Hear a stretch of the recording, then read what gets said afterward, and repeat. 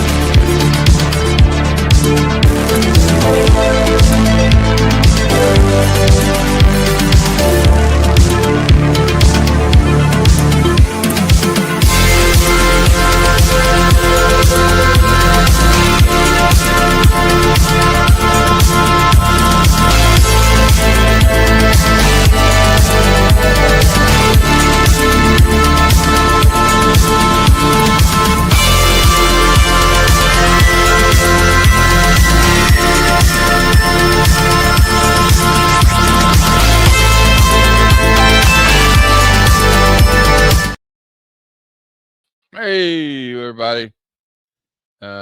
We're here for another movie review tonight. Tonight, we're reviewing a movie that's, well, in Hollywood terms, it's based on a true story. It's based on the life and exploits of a convicted drug smuggler, George Jung, and his experience in smuggling drugs in the 60s, 70s, and 80s. It was directed by Ted Demme, who's no longer with us. Rest in peace, Ted Demme. And the late, great Ray Liotta is in it as well as Johnny Depp, Penélope Cruz. And Ethan Suplee plays the tuna, as they call him. And there's a lot of other, actors you'll recognize in the film, including F. Murray Abraham, who you may remember from, he was in Scarface and Amadeus. So anyway, he's also a good actor too. Anyway, we got some people here tonight. I'll go with one of my partner in crime. He does a claim sale every Monday at 6 p.m. Eastern, 3 p.m. Pacific. And it's none other than Gunner himself, Psychotronic Squirt Gun Comics. And we have a little video to play him in. So he kind of gets the kick out. So we'll keep doing it. You done messed up, Aaron! What's up, Aaron? We just finished this movie last night. Your first dude. time, and this is your first time watching? Yeah, it was my first time seeing it. Yeah. All right, so we're gonna have a new perspective on it. Oh yeah. And yeah. All right, I'm enjoying. I can't wait to hear your thoughts on this film, because I know sometimes we have different likes and dislikes, Yeah. But anyway, so we got another guy back here. I'm gonna give an intro to. See if we can find a video for him. Let's do this. All right, we'll put this one. We'll play some McConaughey for him. It's all the way from Salem, not Salem, Massachusetts, though. Salem. Well, yeah, I think it's Salem. I might got it wrong. Nod your head up, or no, back there, Zach, if I'm wrong. Okay, I'm right. Okay, Salem, Oregon. All right. All right. That was perfect for you. So Yeah, I know you've seen this movie before. You're a film nerd like me. I am excited about talk about this one. Some cool stuff. I love when Johnny Depp when we talk about a Johnny Depp film, because there's a lot of cool stuff behind the scenes and within his prep towards the film that is just really interesting to talk about. Yeah, so. It's interesting. Like also, he's got you notice he's not afraid to use prosthetics or anything in a film, and this is another one like that. Of course, he had just a couple years before this, he had done a movie called Fear and Loathing in Las Vegas, where he actually shaved his head to look bald like Hunter S. Thompson, the famous gonzo journalist. All right, we got another guest back here, and I'm afraid we've interrupted him in the middle of his kung fu. Who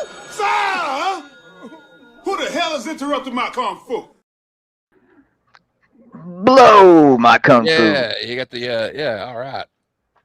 So we got a physical copy guy like me. I have my copy somewhere here, but I watched it with Aaron backstage last night. Me and Kat, Lady Braven, watched it with us. Yep. And I knew as soon as we started the movie, we'd run Will off completely. He's like, "Oh, you're going to watch a movie? Well, I'll see y'all later." So, but we still love Will. Yeah, we'll make him. I'm going to make him watch Hard Boiled with us. What did he watch? He watched the Transformers cartoon movie with us. Oh, he watched G.I. Joe with us as well. So, and he watched the Bruce Lee movie with us. Oh yeah, he did watch that Bruce Lee movie. There was another movie he watched too, but we're going to get him to watch Hard Boiled because he may like that. it's not a lot of talking, just a lot of action. So Cool.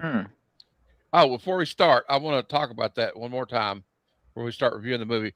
We're going to try to hurry up though, because I think Zach's got to go, like an hour or something like that. So, but first off, I'm proud to announce that we have Action Fest coming up. Me and Chad, Mail Up Collectibles, are collaborating with One Collection Down and Pop Culture Philosophers. Yes, And sir. it's going to be a whole month of wall-to-wall action films. It's a good. There's some great movies in there. Look at this list. Look at this list. I think we all picked some great ones, especially Chad. Got Hard Boiled, Desperado, Speed, Lionheart, Dark Man. Woo! Commando. I should have signed up for Dark Man. Is it too late, Chad? I love that movie. We got plenty of room, man. Well, put me down for Dark Man. Gotcha. Commando, 300, Death Warrant, Nobody, Red Dawn, and maybe Nobody. Yeah. I'm a maybe for Nobody if you don't have anybody, if you need anybody, because I've not seen that movie and I would like to see. When I make a list, I kind of put some on there to force me to watch something. I didn't do it with my list this year because I just wanted to watch these movies again. We got Con Air, Sudden Death, Dirty Harry, yes, Iron Eagle, Tango and Cash, the Expendables franchise deep dive, Kill Bill 1 and 2, and I will be there for that one for sure. Big Trouble in Little China, and Zach is joining us for that one. And then Fable closes out with the John Wick franchise. Ooh. So Yeah, it's going to be I didn't sign up for the John Wick franchise because I don't know if I feel like watching 5 movies at a time, but I did sign up for Expendables. I don't know if I'm going to have to get that one in, but I've watched the first 3. I need to watch, I think, part 4. But yeah, it's going to be a great, and me and Chad are doing it for the first time. Yep. So cool. like Congrats. 4 channels, Congrats. 4-channel Action Fest. Yeah, it's going to be great. That's And of cool. course, I kick it off with Hard Boiled next Wednesday at 9 p.m. Eastern. Sick cover. The movie connoisseurs. And hopefully, John I think Woo. Aaron will be there for most of them. I'm sure, if he's needed. He's like our utility guy, coming off the bench or start. He can start. He's very versatile. Well, anyway, like I said, this movie was made in 2001. It was directed by Ted Demme. Let me bring up the. I'm gonna look up here the facts real quick because I'm trying to hurry here. All right. Of course, if you don't know who Ted Demme is, a quick look at his filmography. He directed Dennis Leary's stand-up special, No Cure for Cancer. He also directed Dennis Leary in the movie The Ref. He directed 2 episodes of Homicide: Life on the Streets. He also directed the Eddie Murphy and Martin Lawrence comedy vehicle Life. And unfortunately, he was an actor too. He played the attorney of George Jung in this movie, and he was also in the movie John Q, playing himself as a cameo, and it was posthumously released. And yeah, That's a good he movie died too, in 2002 at the age of 38. Oh, dang. Pretty young. He had a heart attack, I think. Yep. It was also said that, ironically, I don't want to say ironically, but they say it may have been related to cocaine. It was later found in his system during the autopsy. Yeah. Well, Makes sense. anyway, the movie's about George Jung. He was from Weymouth, Massachusetts. This is a real guy. He moved to Los Angeles, started smuggling marijuana, and then allegedly, we always say allegedly when it comes to crimes, he got involved in smuggling cocaine from Colombia with the Medellin cartel. Also, the guy that he was involved with in the movie Diego, look that guy up. Diego, I can't remember his last name, but he is a piece of work.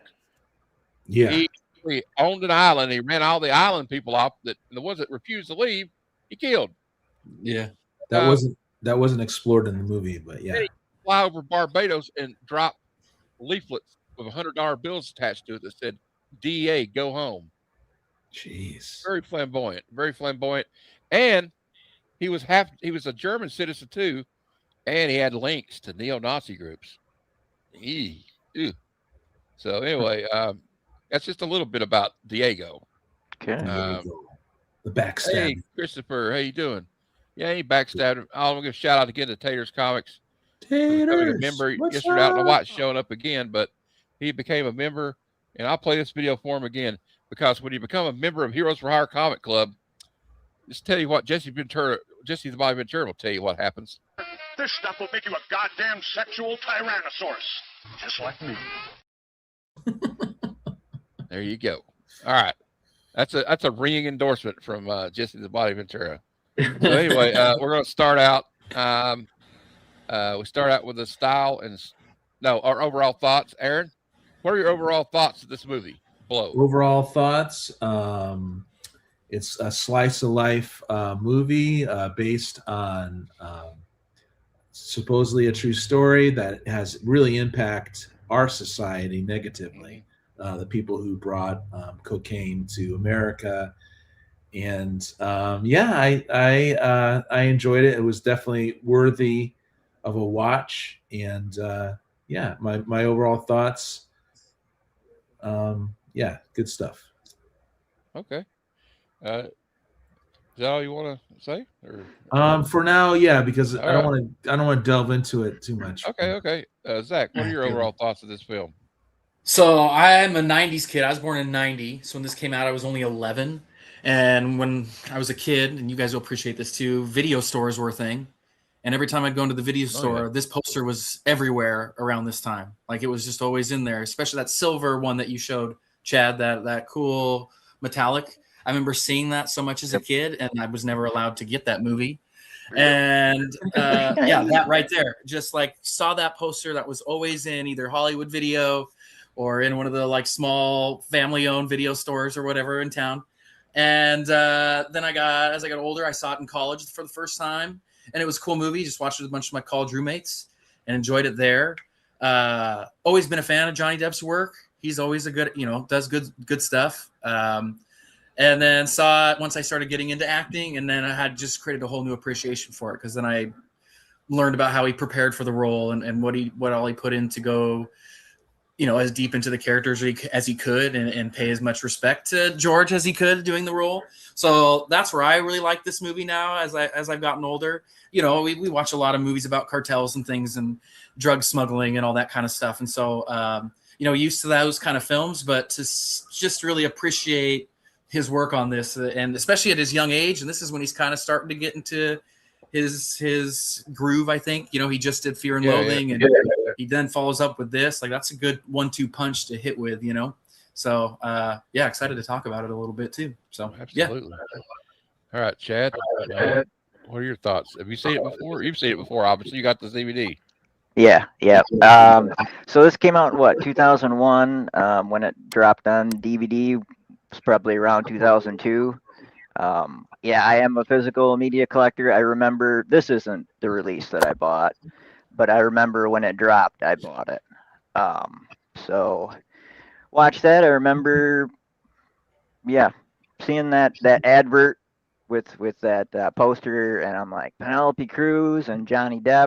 I had just watched Fear and Loathing in Las Vegas. I was like, I don't care what it's about. I just need to see this kind of thing. I'm glad. Go ahead. No, go ahead. Sorry. Oh, I'm glad to revisit it because I haven't watched it in quite a while. Gives me that kind of like biopic of that time, especially with Johnny Depp. Like Donnie Brasco is a favorite movie of mine, highly underrated. Yes, it is. So it brings back kind of memories of that time era. And then watching Johnny Depp in all the prosthesis and like throughout the different parts of his life, before all the shit that blew up in his life. And I don't know, it's a cool movie.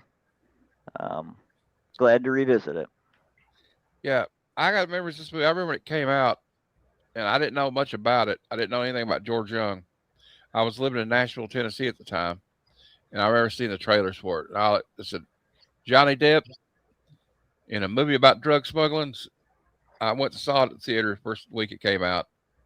Yeah, had it on DVD too. I probably seen this movie. Like I didn't have to watch it last night. I could have told you about this movie without watching it. It's been a while since I'd watched it though, so I was glad to revisit it.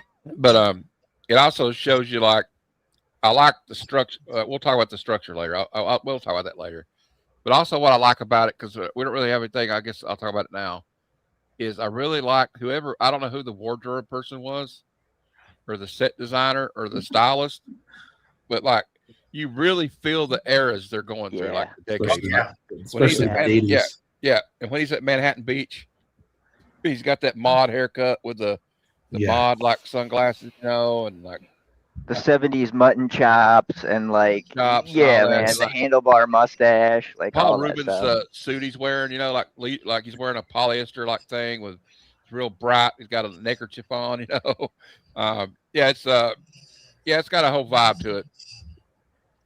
Hey, I'm one of us. How you doing? What up? Yeah, man? Go ahead.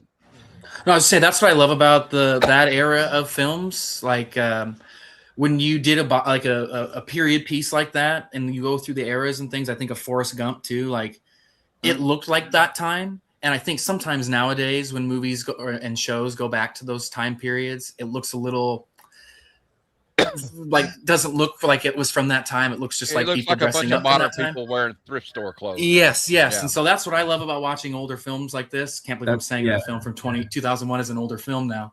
But like the authenticity of it is there's just so much more of it in those older films than the authenticity due to the cinematography, right? Yes. Like modern films should have slight filter on it or something to they were still using like film, I think, at the time. Shooting digitally has a lot to do with that now too and stuff, the whole and like they'd always had like digital editing at this point because Lucas basically admitted it, but at ILM, but like it's just like some of these movies like nowadays I love new movies, like I still watch movies, but like I love it when a director like I'm going to go off one of my tangents about another movie, but I don't know if anybody's seen it. It's called One Battle After Another.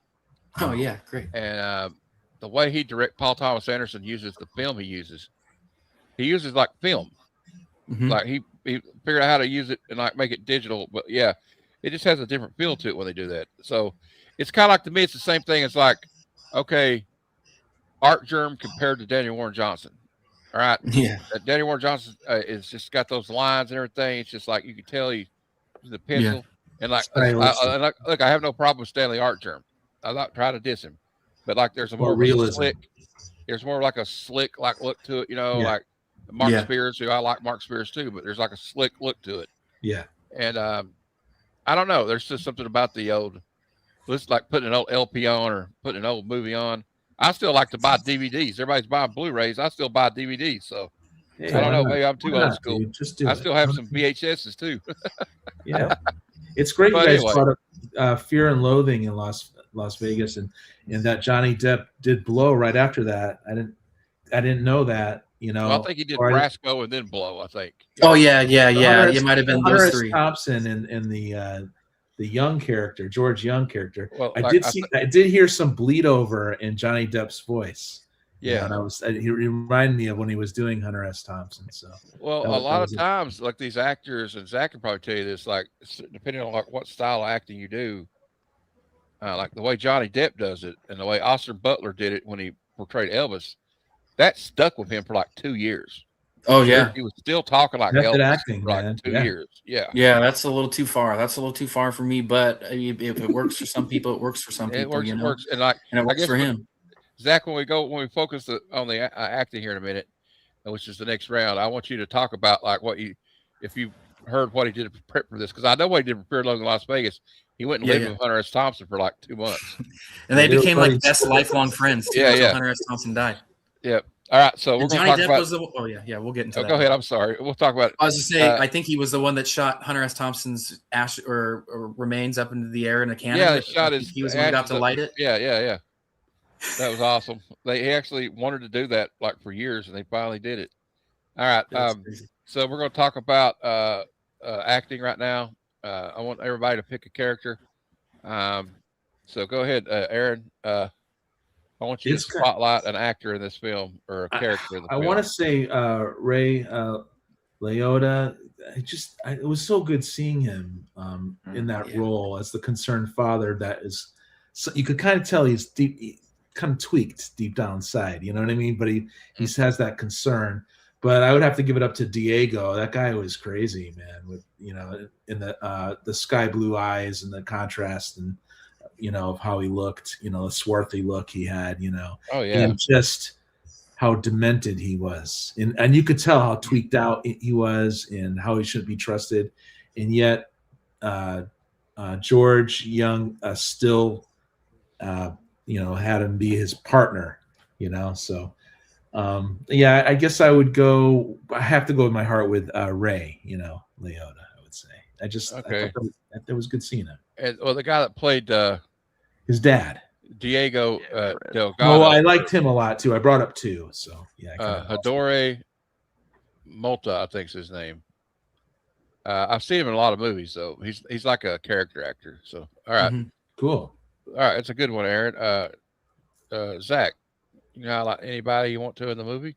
Oh yeah, hey, thought Johnny Depp was awesome as George, and then seeing that he went and visited him for like weeks on end and tried to get him down to a T that was respectful to him, and then I had read that George had never seen a Johnny Depp film, and without seeing him act at all, he gave him his blessing to do it, and I heard that he really enjoyed the film, and I just think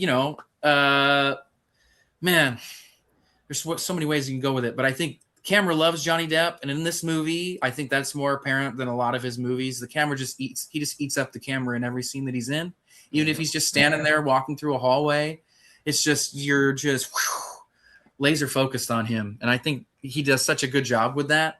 And the way you could just see him descending and getting worse and worse and worse throughout the thing, and how he played that. And sometimes when you watch something, sometimes an actor will play a scene later on in the film and you'll be like, hey, wait, didn't this just happen to you? And like, it's just played weird. And that doesn't happen in this film with him. And I think that's a test. That is a good, I don't know. It was just really good to see. And it's a testament. What's the word am I looking for?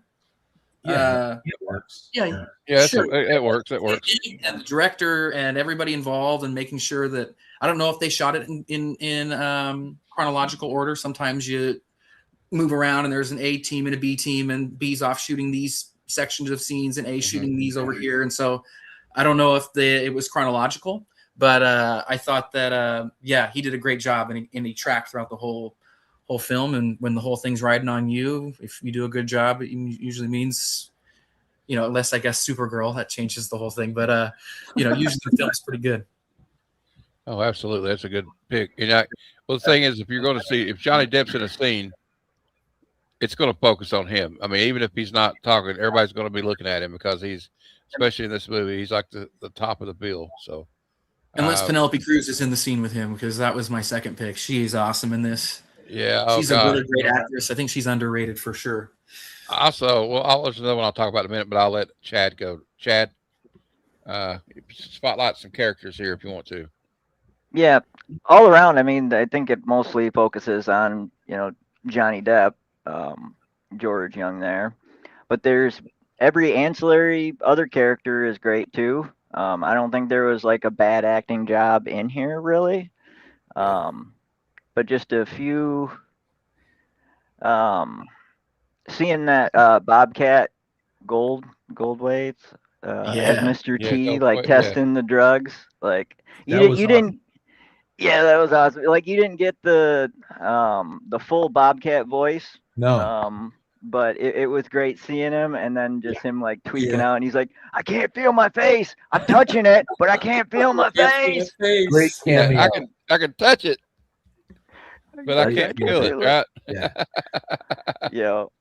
Yeah. Awesome. That one was good. And Pee Wee Herman. I didn't even realize that was the other one I was going to. Derek for real. Being the hairdresser and like the mystery man behind everything, and then he ends up screwing him over. Like that was good. Also, this is like a kind of a in this time period, Paul Rubens was on his comeback era too. He done Mystery Man and this and like he done several, So and also oddly enough, though, we were talking about Ray Liotta here. We're talking about Ray Liotta, and he was great. Who plays his dad? He's only 10 years older than Johnny Depp. Yeah, they had to do. And they had him playing his dad. And Rachel Griffiths, the beauty of acting, is actually Rachel Griffiths is younger than Johnny Depp, and she played his mother. His mother, yeah. So, I was kind of chuckling to myself that it's kind of like On the Other Foot, right? Like if you look at Goodfellas or other movies, Ray Liotta's the one running from the FBI and dealing coke. yeah. You know, and here it is. This is his son, and he played it great too. That was like part concern. of it too. Yeah, good observation. I think subconsciously that was part of it too. Seeing him on the other side of it, witnessing someone going through that. Yeah, totally. I'm going to spotlight a couple of people. Rachel Griffiths as his mother.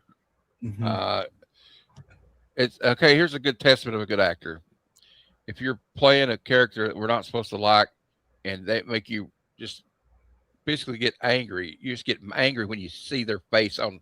She's perfect. She just plays it great. Yeah. It's like the overbearing mother's just like, she's a gold digger, right? That's all she cares about is prestige. Like she loves George's money until he goes to jail, you know. Yeah. But she still loved it until he went to jail. It's funny. She found out it was drug money. Yeah. Well, I think she knew anyway. She just didn't want to say it's funny. The character ends up marrying someone similar to his mom, a lot more extreme in some respects, but and also trophy wife. The girl that I thought was great. I think she was in. I think she's been in like a. I don't know. I think she was in Born Identity. She plays his first wife, Barbara. She's a German actress. Yeah, kind of familiar. Franca Potente. Oh yeah. She's German. She was also in an indie film called Run Lola Run, I think. Oh yeah. But like I really liked her, and I don't know. I thought she was great in that part. It's kind of like the love he lost, and like you could tell, like I don't know, like the way they just portrayed the movies, like that was the one that he really, he regrets what happened to her, and but anyway, so those two, and then I guess Ethan Suplee too. This is where my name is Earl, and he's lost a lot of weight now. But the tuna, like me and my buddies would watch this movie, and they go, I'm the big guy, so they're like, oh, we're gonna call you the tuna. I said, oh, great. But there's a lot of like little cameos in it, like, this is a drug movie. It's about cocaine smuggling and drug smuggling. And so you got F. Murray Abraham in it as the guy that grows the pot. Of course, he's the guy they hung from the helicopter in Scarface, But I always liked it. I don't know what it is. Like he's like one of those actors, like him and oh my God, James Edwards Olmos, or like Gene Hackman. When I see one of those guys in the movie, I sit down, I'll just drop the remote and go, this is going to be a good movie. Yeah. So yeah. The guy who played Sanchez too, Tony Amendola, that guy is a fantastic actor as well. Oh, and the actor that played Pablo Escobar, he was in Training Day. He's been in a lot of movies. Yeah, he's a good actor incredible.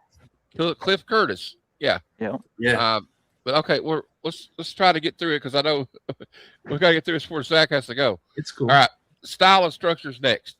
So actually, this time I'll start with Chad below me. Chad, what do you think of the style and structure of this film?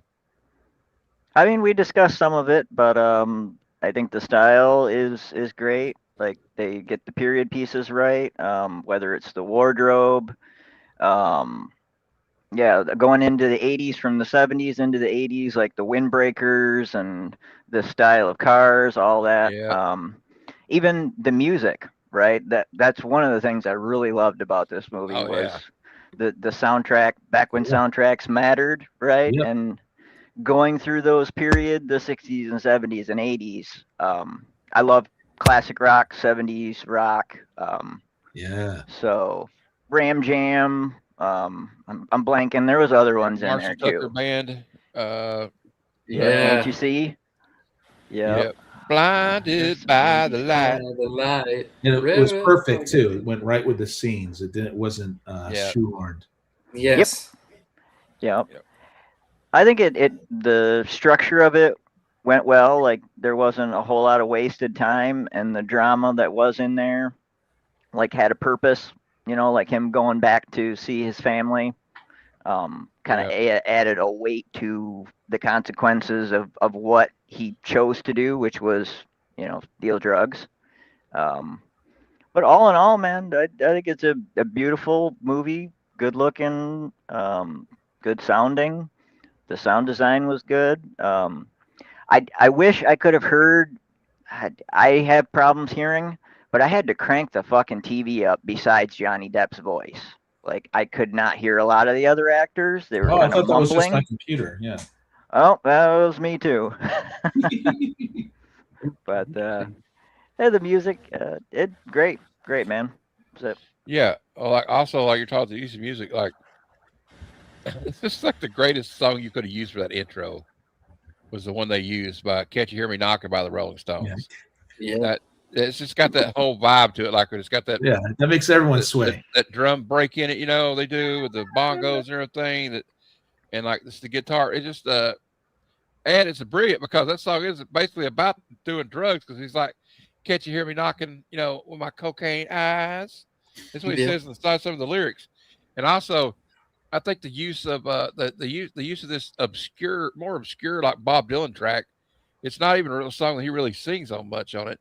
It's a lot of ladies are like harmonizing, and they do it when he has a heart attack when his wife's giving birth, and it's all the tired horses in the sun.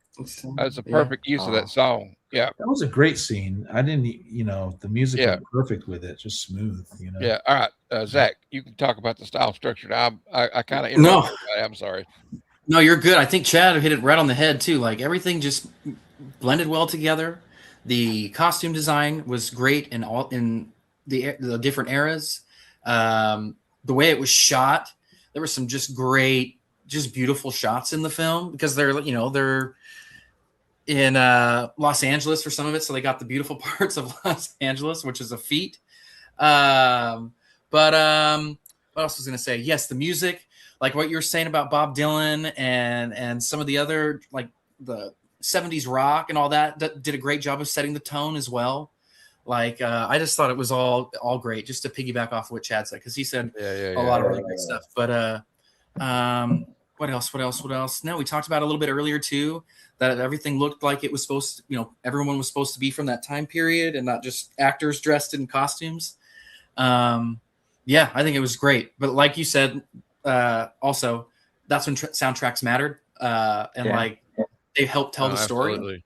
Like when you would listen to a soundtrack from back then, like you would know what part of the movie you would be in by listening to the soundtrack. I think that lacks a little bit today, but no, I thought it was really structured, awesome, and pretty cool stuff. Thanks, Zach. I find it kind of depressing too, because I remember when I was in high school or even in like middle school, I got to get the soundtrack to that album when it comes out. I mean, to that movie, I got to get that soundtrack album, like The Crow, Friday soundtrack, any of these, like Blow soundtrack, Dazed and Confused, even more Dazed and Confused, The Clerk Almost soundtrack, Mallrats, Almost Famous soundtrack, and they just don't do that anymore. I mean, really, it's just they get one artist to do one song for the movie, and that's it. Yeah, I don't know. It's just kind of sad. But anyway, Aaron, what do you think of the style and structure? Yeah, it just flowed right from the beginning, right with the sunny California and the reckless youth that's always forgivable, and the partying and how we stumbled onto, it's just that freedom from your home and you and your friends come up with a scheme so you don't have to work and all that wonderful energy that's forgivable, right? But the problem with the character is that he never stopped doing that, and he kept going forward, breaking the law, and so the film ends up becoming progressively darker and darker until he gets to Pablo, Escobar, and that whole. That's all about his even as he's going up, you're just waiting for the crash. You're just waiting for something absolutely terrible to happen. So there's that tension throughout the structure of the film. So I wasn't at all bored, and it did segue through the decades in a really nice way. And it was funny, the 80s too, right? Those coats. The windbreakers, the members only jackets. Members only jackets, yeah. I remember that stuff, man. Yeah.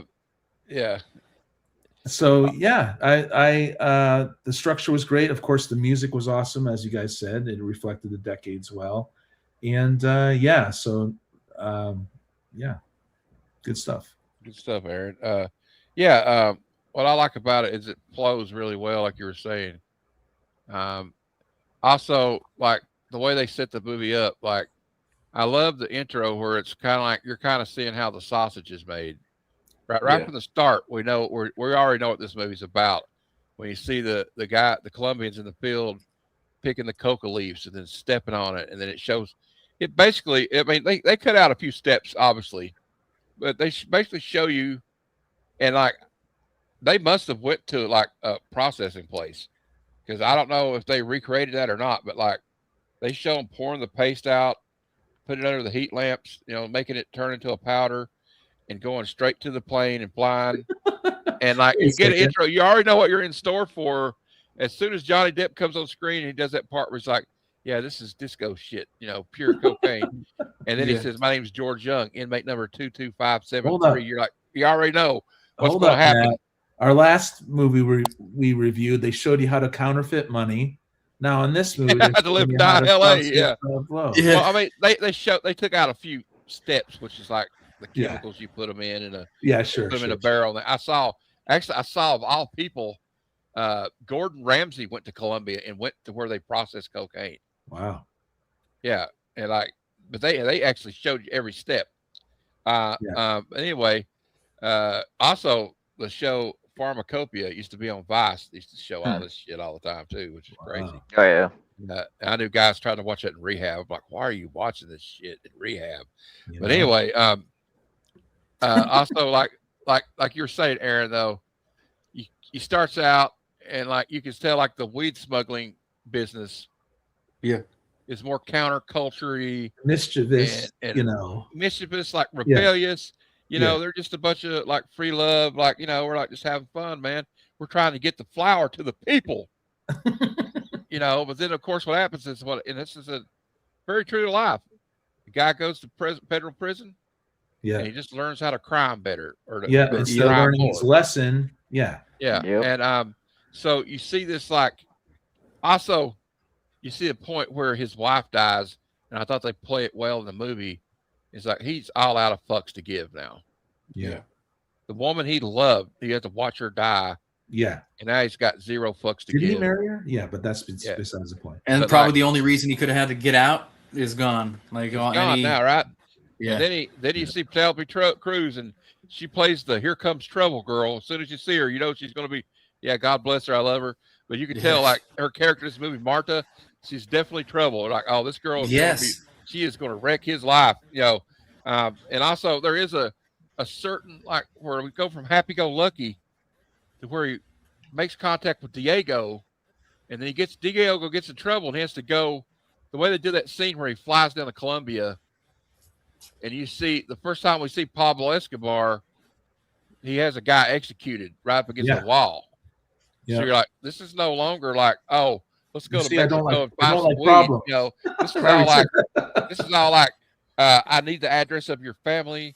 I need to know where your kids go to school at. And they're basically, they don't have to tell you what they're going to do. They're threatening your family is what they're doing. So now he's involved with these people, and it starts out like, I know how they have it, like the honeymoon period, and then it just goes to shit. Yeah, it's just like that's what you knew it was going to do. And dude should have, diversified. Well, there was a point when he could have got out. I would have got the hell out of the country.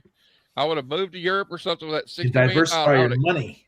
And he should have put his money in Noriega's bank. That was just dumbass shit right there. Yeah. All right. But I guess they thought that was the right thing to do. But I would have buried some. I don't know what he was thinking. But weed though, it's like you never felt anybody's life was in danger. But once he starts messing with these cartels, any false move could get you killed with these people. Yeah, and it's over at that point. And he's taking high risk. And the irony is that he stood by Diego in the beginning. Yeah, that was part of his downfall. Yeah, Pablo did not want to deal with Diego. Well, a lot of times things that you'll realize, and I've seen interviews with the real George Jung before he passed away, and unfortunately he passed away in 2021, I think. Those people, as much as he helped them, the reason that when Diego, if you want a reasoning why he did that to him, to them, they don't trust any gringos. Those people are outsiders. No matter what they're doing, That's part all of it. that Pablo Escobar and Diego saw him as was a means to get their product into America. Other than that, they didn't need him. They didn't care about him. He was not. They weren't loyal to him. So And he they let started. him live.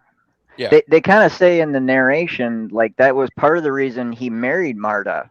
Yeah. Was because that was the only way he would be seen as not a gringo. Yeah. Yep. Like that's the only way was for him to marry a Colombian.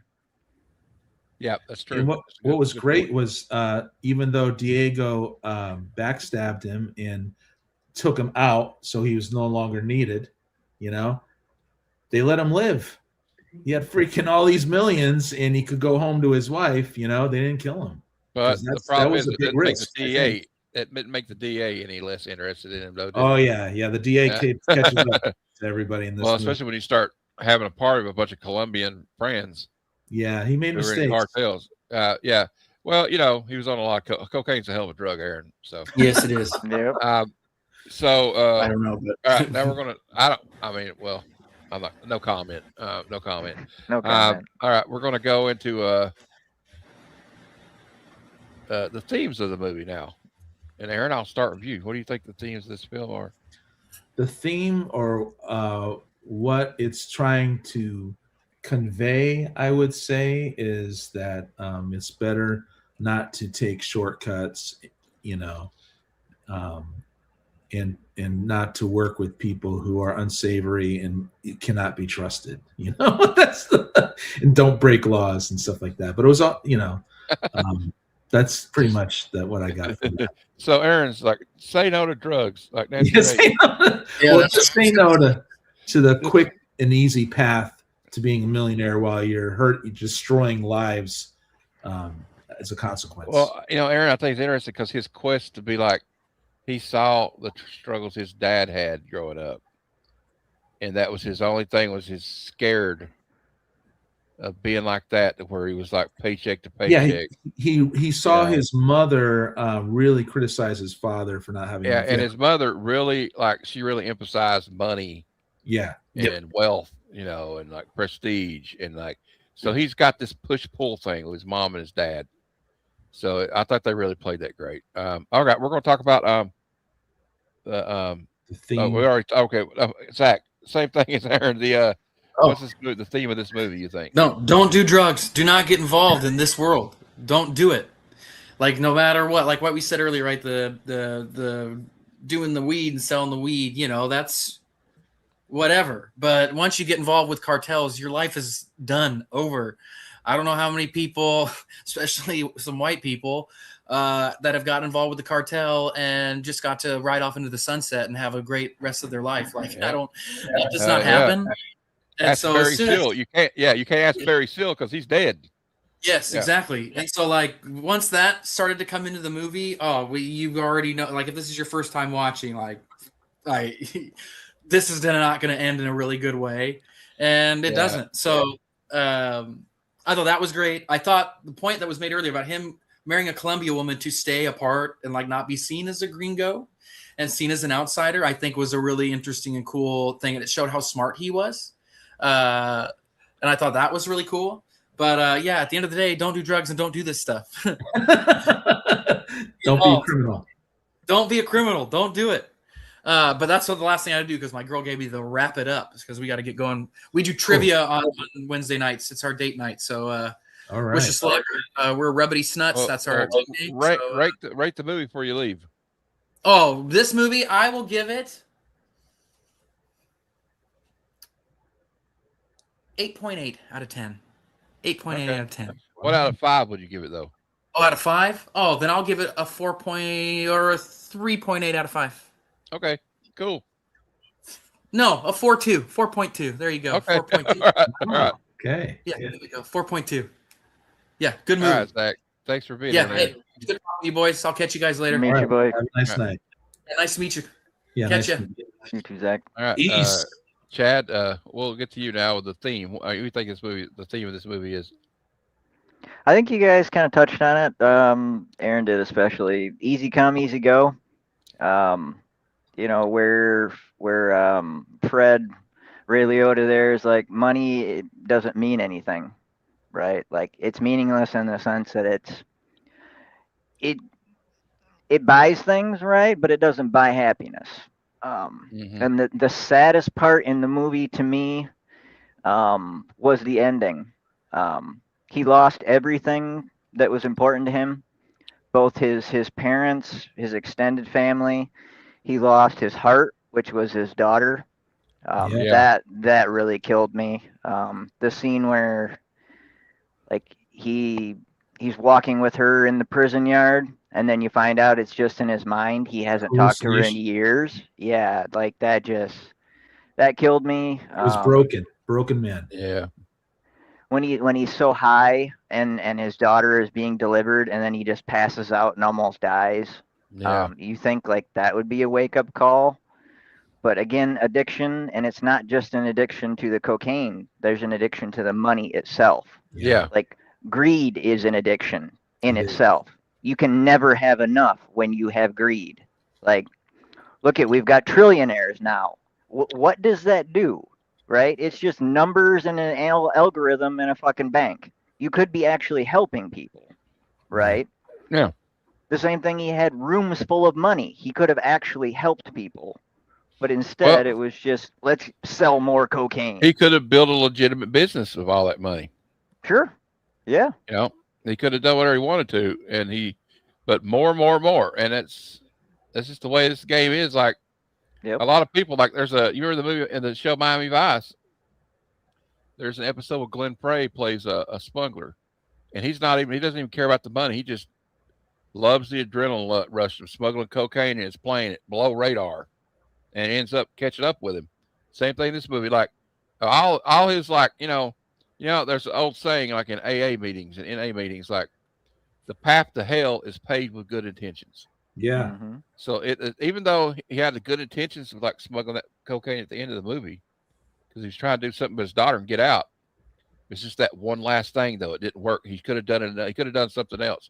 He could have worked in law enforcement and told them how these people smuggle it, and probably made a living doing that. He never learned his lesson ultimately until it was too late. Well, like his dad said, you could have done anything well. Yeah. Because he's like, oh, I'd sell drugs, I'd smuggle well. Like, he was smart enough, he could have done anything, diversified with that money, Yeah. And also, I think that, like you were saying, with those heartbreaking scenes at the end, but like, to me, what always gets me is the scene when his lawyer, played by the director Ted Demme, comes in and says, they're not going to let you go see your dad. And he's not got much time left. He records that tape for him. Yeah. And what he says to him, like another thing, because it reminded me of my old man, like my dad would be like, like, I know what you're doing. I'm not happy about it, but I don't care. I still love you. His dad was really supportive of him, even though he didn't like what he was doing, but he knew his son well. There's nothing he could do to talk him out of it. And, but like his dad didn't do nothing about it, but like you could tell it did break his dad's heart a little bit. And like his dad probably died broken hearted because he couldn't see his son one last time. And, people in addiction, that's what happens. Like, family members, like your daughter, that's like Chad saying, even in that business, not just about the drugs, it's about like the lifestyle. And they, like, you think, oh, you're not hurting nobody, but you are hurting people, so. Yeah, absolutely. And also the theme of the movie is, to me, there's another theme of the movie. It's like, when you get all these signs, like, you need to get out of here. You need to get out of here. He just didn't listen to it. And he tried to get one last score in. No, the theme. Another theme of the movie is this too. When you're in that business, you can't trust anybody. I don't care if you've known them since you were a little kid. When it comes to doing 60 years in federal prison, people will turn on you like that. You know what I mean? The theme of the movie is that we have to learn from our past. We can't continue doing the same thing and expecting a different result every time we do that same thing. I think that's the ultimate theme of this. That's insanity right there, or at least one of the definitions. you brought up the daughter. The daughter was a key plot point in the later part of the film, in which he promised to her. But first off, he goes to prison and he doesn't get to raise his daughter for a couple of years there, and that puts a wedge between the two, because the mother's probably talking all kinds of smack about her. So he had to win her over, and he finally does after a while, and then he makes a promise that he's going to take her to California and things are going to be different and all this stuff, and he gets arrested again, and he never gets to see her again. And so, I was thinking about, like, this is based on a true story, and so I wonder what the daughter in real life thought about this movie. Like, how profound was that? I wonder, like, what kind of impact the movie had on her. So I looked it up, and it said that he briefly reunited with his daughter, but she could never forgive him for being gone all the time. I mean, when he got out of prison finally, but like, yeah, but the movie came out. Oh yeah, wow, you're right. Yeah, he got out in 2014. Wow, and he died in 2021. Jeez.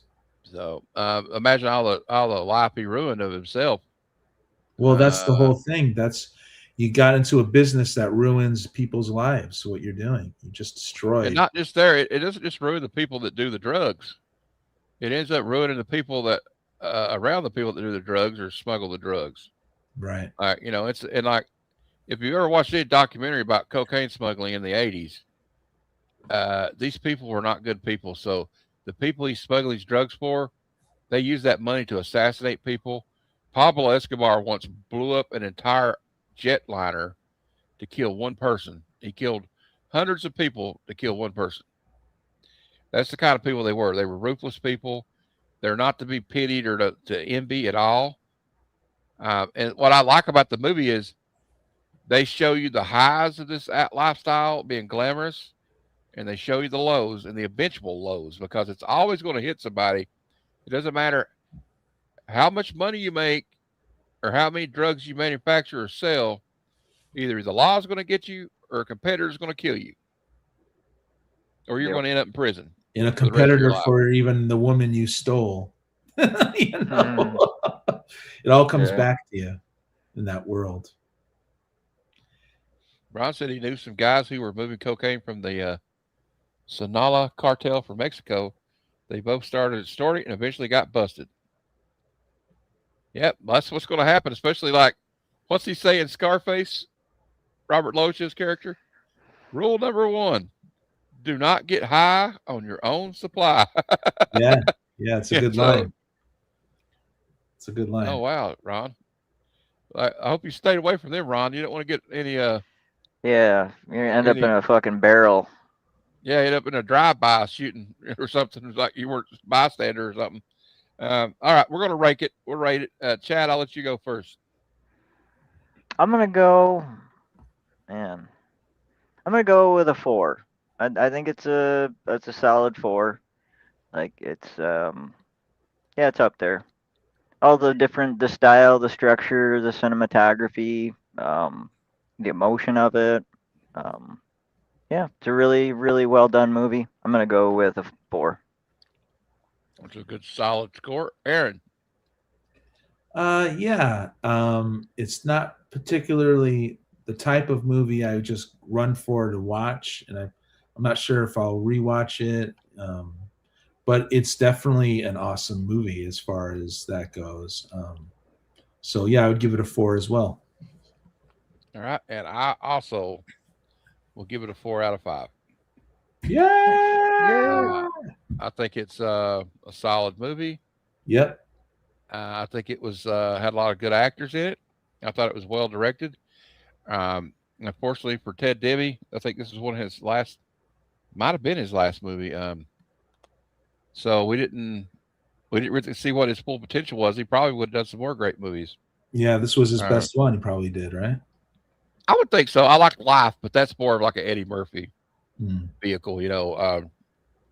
Like if you're a director of an Eddie Murphy and Martin Lawrence movie, all you gotta do is roll the camera and let them work. You know what I mean? Yeah. But like this one, Keep the it way on he, them. the way he did this one was like I would say this was his personal masterpiece. He was good friends with Dennis Leary, and he directed a lot of his specials and movies he was in. Cool. And I think he helped produce. I think he was one of the ones that told him to do. Dennis Leary to do the show Rescue Me, which you don't hear about that show much anymore. But Rescue Me is a really underrated show that nobody talks about no more. Where they play firefighters in NYC. I don't know if you ever seen it, Aaron, but if you do, you should check Good it show. out. Yeah. Was it on FX? I think. Yeah, FX. Yep. Yep. I love that show. I watched like every season of that show. Well, most of them. But anyway, that's our show. I'm going to let everybody. Yeah, it's a masterpiece of drug movie. I would say it's up there with like Scarface and stuff like that. Definitely. Yep. I have one of us. Chad, what do you got coming up? I might hop on tomorrow with you if you're doing your 7 o'clock show. Show some books, hang out. And then Friday, I'm still not sure if I'll be on Collectors Assemble or I don't know if Fable put out the roster yet for Blame Fable show or not. I didn't see it yet. I don't think he's doing it. Is he on this Friday? He's going to take a break to do the movie reviews, the action. Oh, okay. I think he said that last week. Okay.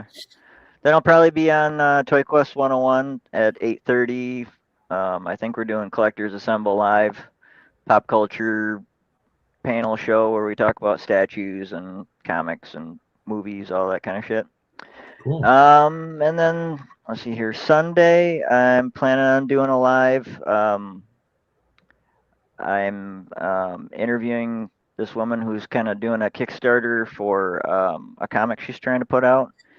So I'll be putting that up pretty soon, promo for that. And then beyond that, Action Fest is going to start, right? So, yay! Yeah. Hardboiled. I'm pumped up about that. I'm pumped up about that. When they told me that, I sent them a GIF of Schwarzenegger putting all the paint on his face from Commando and said, "I've been training my whole life for Action Fest by watching all these movies my whole life." So, yep, be plenty of bullets and badasses. Everyone, tune in. Yeah, and here is Chad's YouTube page. So you can check him out here. He just on the YouTube. He does some cool interviews, and he does claim sales sometimes, and he's you can catch him on here, and me and Aaron sometimes, and Fable, and even Robbie. So, Aaron, what do you got coming up, buddy? You know it, man. Okay, so tomorrow at 10 a.m. Pacific, I drop my weekly video. It's only like a 10, 15-minute video, or I have 50-cent comics to claim, and you'll be surprised what's in there. So that's Thursday. I might make an appearance on this show tomorrow as well and just hang out in the lounge, right? The comic book hangout. Friday, it might be a movie. I might be seeing Supergirl this weekend. But Sunday, I'm going to be on... we have a giveaway. Super show extravaganza, and we're going to do a little giveaway. We're going to have a little Peach Momoko Jean Grey giveaway. Chad here won the last giveaway, so it's en route to him. And he Absolute Martian Manhunter won. Yeah, I'm waiting. Yeah. So this is going to happen on Sunday. And Monday, Matt joins me for the live claim sale / hangout, because it's not your average claim sale where I'm pushing the books really hard, but I'll be giving away this too. Uncanny X-Men issue 268. The car. Yeah. Sorry. No, it's cool. It's awesome. And you're going to get the what is it, Kari Reese cover. Andrew Kari. Here's Aaron's link in the chat. Yeah, dude. But it's all that story, but it's, you know, It's the facsimile, but it's a variant it's a cover. facsimile that they came out with. And this is the backside. Sweet. That's cool. Pretty cool. So The backside. The backside. Too bad they didn't have Harry Sidelock Andrews. backside on the other side, though, right? Yeah. All right. So it's not a strict facsimile, but Who cares? It's a cool cover. I've Yeah. already got the real one. You know what I mean? So oh yeah, dude. might as well get the facsimile variant. By Harry All right. Andrews. So I got coming up. What I got coming up is like, well, Aaron just talked about it. The Sunday Super Show Extravaganza at 6 p.m. Eastern, and we'll be giving away that Peach Momoko cover comic. And don't forget, of course, Action Fest. Here's the list of movies. Man, that's going to be a lot of adrenaline. I'm going to have to I'm going to have to drink some sleepy night time tea or something and take some melatonin to come down from that. It's going to be crazy. And of course, lots of explosions and bullets and yeah. And that Comic Lounge will be tomorrow night at 7 p.m. Eastern. You can catch Chad and Aaron there with me. And That's it. I don't know if there's anything else. So I got a interview next week. I think I do. Yeah. I got Chad Tuesday, 8 p.m. Eastern. He'll be my guest on Comic Conversation. It's not really an interview. We just have a conversation. I used to do a list of questions, but like now it's just more casual. And of course, then we'll be back here at this time again next week, as I'm actually the one kicking off Action Fest this year. Yeah, July 1st, hard-boiled. we're doing Hard Boiled. You know, one of John Woo's Hong Kong films that he did before he became a mainstream director, and it's got the great, totally underrated Chow Yun-Fat in it. Yes, sir. That more people should appreciate, in my opinion. Well, another movie night in the can. Yeah, dude. Looking forward to that one, Matt. Hard Boiled is one of my favorites. I was so pressed to put The Killer on my list too, but I was like, that one is so, you have to pay for that one or find it physical. Yeah. So, I was like, but I will say this: if anybody wants to watch the movie before we do the review, or if anybody wants to be involved in the review, and thanks for that, Kenneth. We appreciate you, bud. Glad to see you here, man. It's on Tubi and it's also on YouTube for free. It's the English dub version though, but that's probably going to be easier for some people to follow anyway. So, not that you can understand what Chow Yun-Fat's saying, unless it's unless you can speak Mandarin.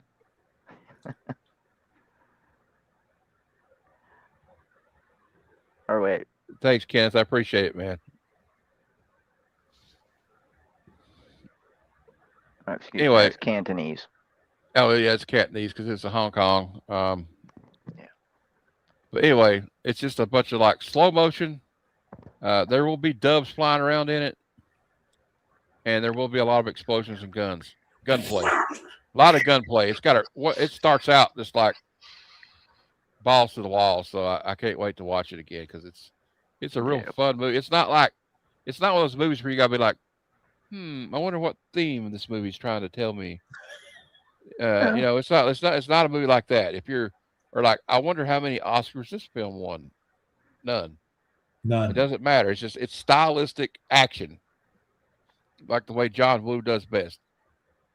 Cool. There's definitely inner drama shit going on in the background. People screwing each other over. And devious shit for sure. But I get what you're saying. It's more just like, let's have a good time, watch shit blow up.